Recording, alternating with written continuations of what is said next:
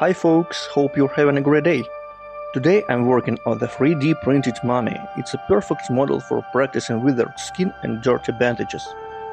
It came with its own base, but I didn't like the look of it, so I cut it off and made a new one. My main goal is to keep the base simple so it doesn't distract from the feature itself.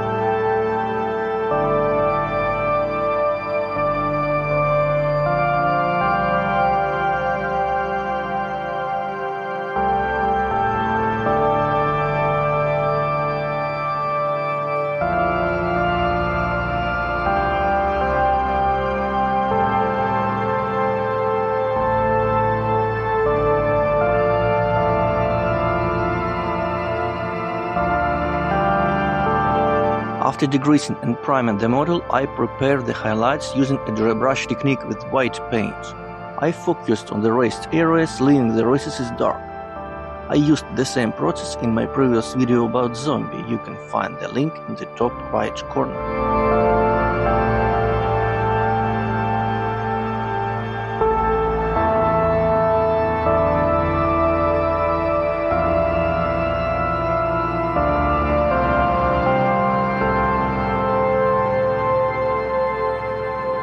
For the base skin tone, I used Wildwood contrast paint to get a deep dark brown.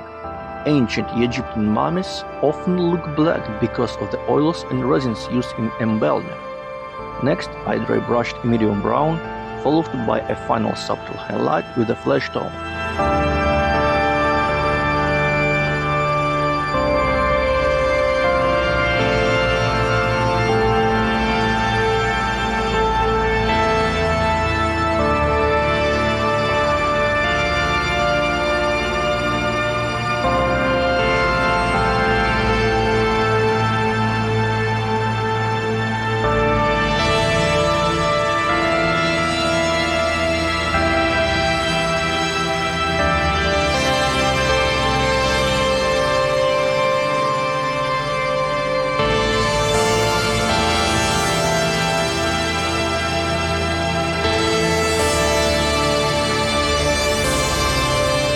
Even with withered skin, some skin tones remain.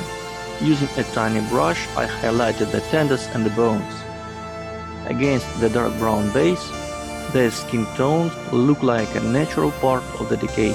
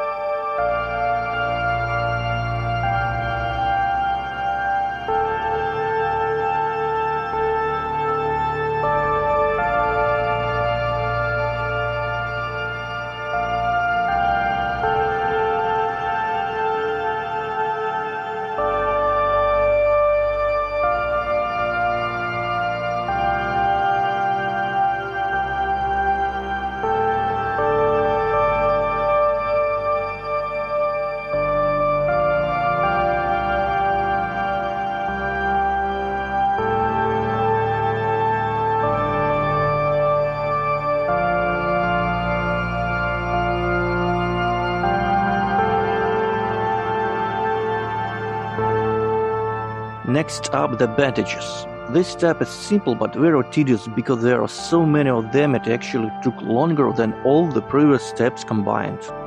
To make them look old and dirty, I used a dark brown panel liner. It's perfect for adding depth to fabric.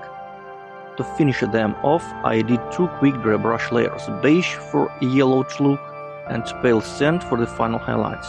Simple but time consuming.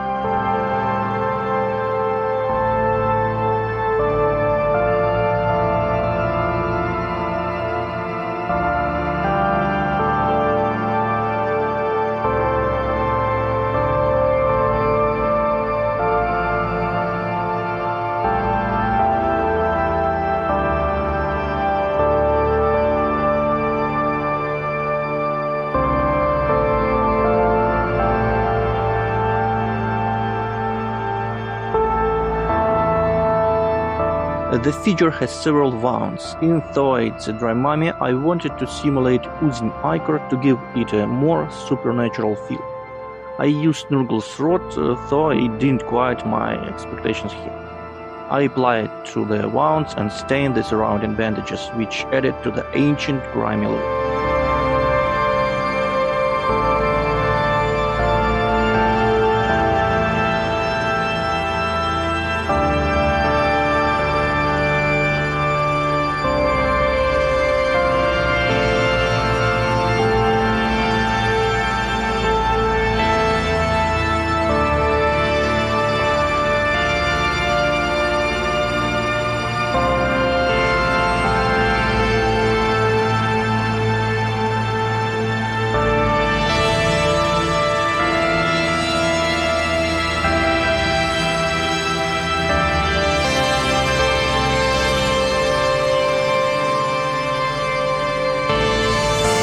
To add some variety, I used UV glue to create fluid leaking from the mouth. Honestly, it was a total mess. It didn't go smoothly and the footage was so bad I couldn't even use it. I ended up finishing it off camera. As I mentioned, the base is minimal. I dry brushed the entire surface in yellow tones and added some fluid trails lingering behind the mummy.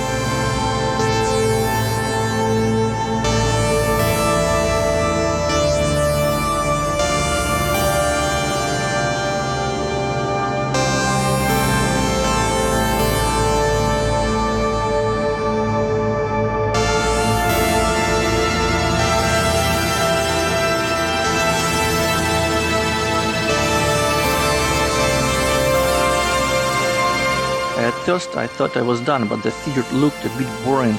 To give it more character, I added some final touches. I used pink red paint around the wounds to show inflammation. I also painted the fingers and toes black for a gangrenous look, adding a bit of white on top to represent mold. The final touch, done off camera, was adding a layer of natural cobwebs to enhance the realism.